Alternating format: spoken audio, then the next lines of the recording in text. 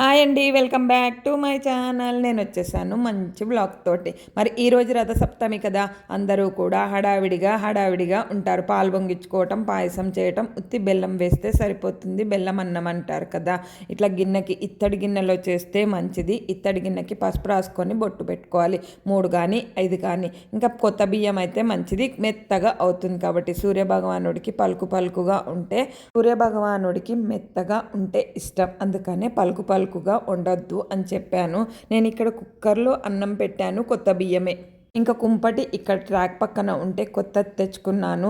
పిడకలు కూడా మా అక్క దగ్గరికి వెళ్ళి చుక్కుడాకులును జిల్లేడాకులు కూడా తీసుకొని వచ్చాను. రేగి ఆకులు ఉన్నా పర్వాలేదు, రేగికాయలైనా పర్వాలేదు. సూర్యోదయానికి పూర్వమే లేవాలి. లేచిన తర్వాత మనం వెంటనే స్నానం చేసుకొని మిగతా కార్యక్రమాలన్నీ చేసుకోవచ్చు. రథసప్తమి ఈరోజు 7 తర్వాత వచ్చింది కాబట్టి పాలు 7 తర్వాతనే పొంగించుకోవాలి. అందుకనే నాకు కూడా లేట్ అయింది. సూర్యోదయం అంటే 6 తర్వాత కదా. ఆవు పాలు అయితే తెచ్చుకున్నాను. ఎవరికైనా ఆవు పాలు దగ్గరగా ఉంటే ఆవు దగ్గర నుంచి కూడా తెచ్చుకోవచ్చు. కానీ ఈరోజు దొరకవు, నాగుల చవితికి కూడా దొరకవు. ఈ రోజంతా హడావిడే పాలు తెచ్చుకోవటం, గుడికి వెళ్ళటం, ఏదైనా మనకి పూజలు అన్నా, ఇంట్లో ఫంక్షన్స్ అన్నా మనం అంత హడావిడి పడిపోతూ ఉంటాం కదా. ఇంకా పాలైతే పొంగినాయి. ఇలా పెట్టి ఒక 5 నిమిషాలకి మూత పెట్టకపోతే పాలు ఇరిగిపోతాయి. అందుకనే మూత పెట్టాను. రథసప్తమి గురించి మనం కొన్ని విషయాలు తెలుసుకుందాం. 7 గుర్రాలు ఉంటాయి, 7 ఆకులు, 7 చుక్కుడుకాయలు తీసుకోవచ్చు. లేదంటే రథసప్తమికి 12 ఆకులు తీసుకోవాలి. 7 గుర్రాల మీద ఆయన వస్తాడు కదా.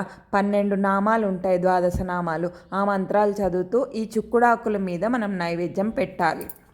రథసప్తం అంటే ఏంటో నాకు తెలిసినంత వరకు చెప్తాను. ఈ పండుగను ఎందుకు జరుపుకోవాలో కూడా మనం కొన్ని విషయాలు తెలుసుకుంటే మనకు కూడా పాతకాలం వాళ్ళు ఎందుకు అలా చేశారు, మనం వాళ్ళని ఫాలో అయితే మనం ఎలా ఆరోగ్యంగా ఉండేది అనేది తెలుసుకుందాం.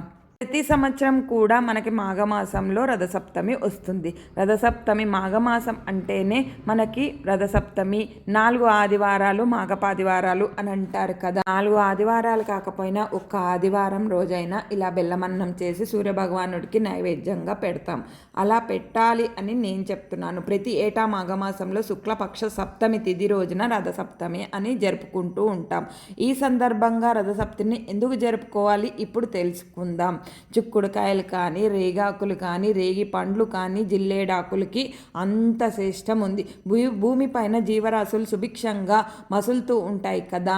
అంటే మనకి సూర్యభగవానుడు ఉండబట్టే మనం కానీ జీవరాశులు కానీ అంత క్షేమంగా ఉండడానికి. అందుకనే ప్రత్యక్ష సూర్యనారాయణుడు అని అంటారు.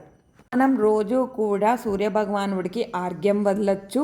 ఇంకా మనము సూర్యభగవానుడికి నమస్కారంతో ఆర్ఘ్యం కానీ ఏ నైవేద్యాలు పెట్టక్కర్లేదు. సూర్యభగవానుడికి ఆర్ఘ్యం వదిలినా యోగా చేసే వాళ్ళైతే సూర్య నమస్కారం ప్రతిరోజు కూడా చేస్తూ ఉంటారు. మనం పూజ చేసుకున్నాక కూడా మనము సూర్యభగవానుడికి వెళ్ళి బయట దండం పెట్టుకొని వచ్చి మనం ఏదైతే నైవేద్యం పెడతామో అది అప్పుడు బయటికి తీసుకొని వస్తే మంచిది అని కూడా పెద్దలు అంటూ ఉంటారు.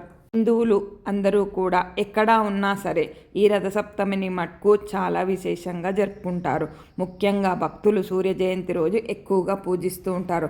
శుక్లపక్షము మాఘమాసంలో మనకి అంటే శుక్లపక్షం 15 రోజులు, కృష్ణపక్షం 15 రోజులు కదా. ముందుగా వచ్చేది శుక్లపక్షం. అప్పుడే మనకి సప్తమి తిథి వస్తుంది. ఆ రోజున రథసప్తమి మనం జరుపుకుంటాం. రథసప్తమి నాడు 7 గుర్రాలు అంటే అశ్వాల మీద మనకి సూర్యభగవానుడు మనకి కనిపిస్తాడు. దక్షిణాయనం మాఘమాసం తోటి వెళ్ళిపోయింది. ఇప్పుడు మనకి ఉత్తరాయణం నడుస్తోంది. ఉత్తరాయణ పుణ్యకాలం కదా. మాఘమాసంలో సూర్యభగవానుడికి రథసప్తమి విశేషంగా జరుపుకోవడంతో మనకి ఇంకా సూర్యభగవానుడికి చుక్కుడుకాయలన్నా చాలా ఇష్టం. అందుకనే చుక్కుడుకాయలతోటి రథాన్ని తయారు చేస్తాం. 7 గుర్రాలు కదా, అందుకనే 7 చుక్కుడుకాయలు తీసుకోవాలి. పాలు పిడికల మీద స్టవ్ మీద పెట్టుకొని కూడా చేస్తారు. ఈరోజు నేను కొత్తగా ఇలా కుంపటి కొనుక్కొని వచ్చాను. కుంపటి మీద పాలు పొంగిచ్చాను. స్టవ్ మీద మటుకు మెత్తగా అన్నం వండుకున్నాను కుక్కర్లో. ఆ అన్నం వండింది తీసుకొచ్చి ఈ పాలల్లో కలిపి మళ్ళీ ఒక 5 నిమిషాలు స్టవ్ మీద ఉంచి సూర్యభగవానుడికి నైవేద్యం పెట్టాను. ఆర్ఘ్యం వదిలే విధానం కూడా రాగిదైతే ఆయనకి చాలా ఇష్టం. రాగిలో కొంచెం ఎర్రని కుంకుమ వేసుకొని, ఎర్రని అక్షింతలు వేసుకొని 12 ఎర్రని ఎర్రని పూలు వేసుకొని 12 సార్లు 12 ద్వాదశ నామాలు చెప్పుకుంటూ 12 సార్లు వదులుకోవటం.